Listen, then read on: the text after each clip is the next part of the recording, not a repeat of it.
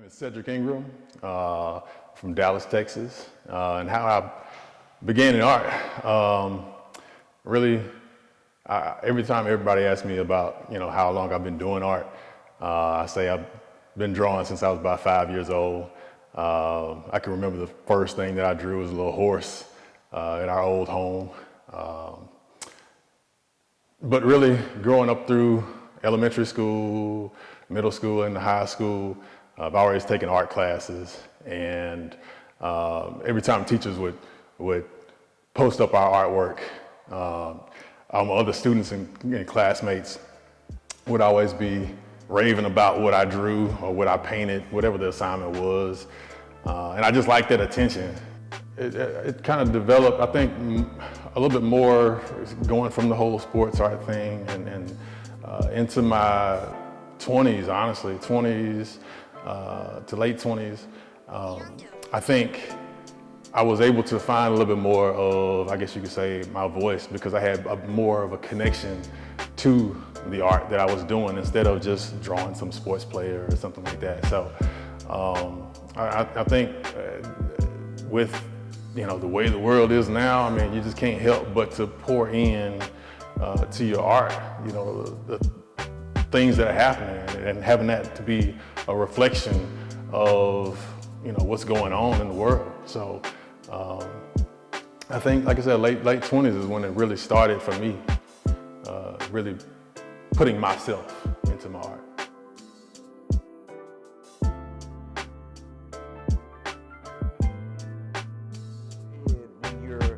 Trying to make up and scheme through an idea or a statement or some type of narrative for work. So with New Growth, man, tell us about it. Tell us where that come from, where that idea kind of derived from. Well, it was to me, it's kind of fate how it came together, because it really came together late, and really one of my coworkers is here too. All these works started really a couple years after we moved back down here to Houston.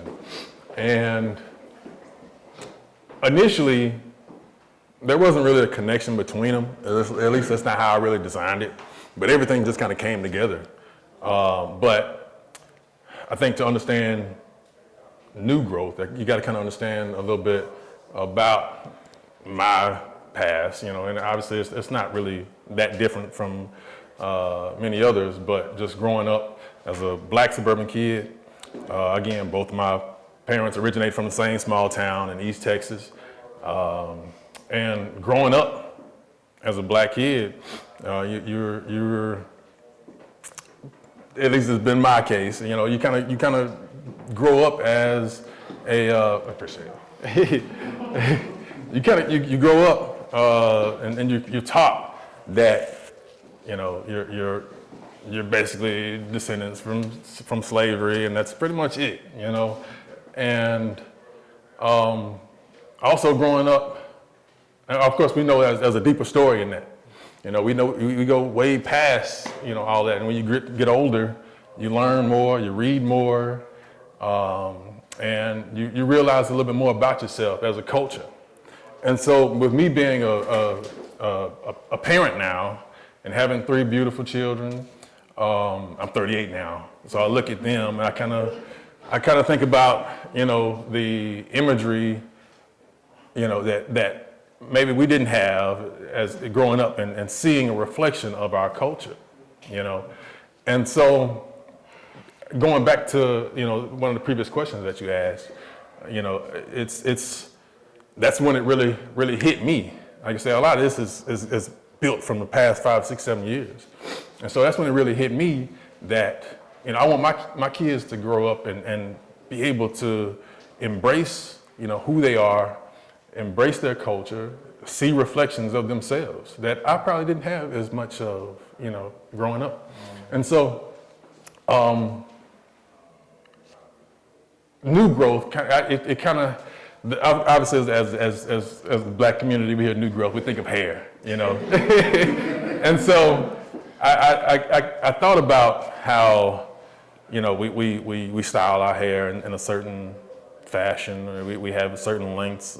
We have processes to our hair, whatever that may be, and over days or weeks and so forth, we get this reintroduction of hair that hasn't been,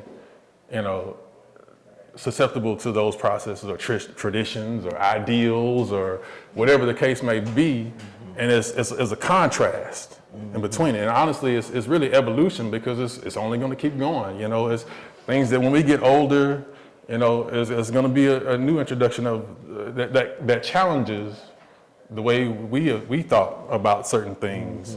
And so, again, the show is really about a transition, and it's about broadening our perspective as well. And again, focusing on the culture was a big thing for me. And so, I mean, it's all about evolution. It's all about transitions, broadening perspective, and then, like John said earlier, it's about controlling the narrative. And we can always take ownership in what we put out, because obviously, in a lot of cases, we're not happy about the way how we're portrayed or how we aren't portrayed. So, controlling the narrative, transitions, that's pretty much my journal entry. One of the things that I wanted this gallery to do this is inspire younger people to know that they can be artists too.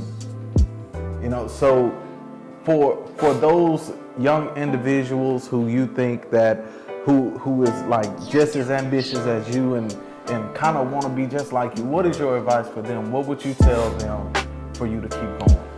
Well, I mean, just as I was telling I made it important to tell my sons this when they first got here today. It's the same case for them, even though they actually they do draw a little bit, but it's about holding on to setting a goal, whatever that goal is. Surrounding yourself with people that can help you get to that goal, and if you have a goal, then you do whatever it takes to get you to meet that goal. And always being a dreamer. That's part of what this piece is right here, no matter what the situation is. Whatever obstacles, whatever fences are in front of you, there's always going to be some answer, and staying to your goals, and again, surrounding yourself with people that support you, because again, pulling ourselves as resources, that's part of life. So, Thank you, man. Thank you. Let's give him a hand clap, y'all.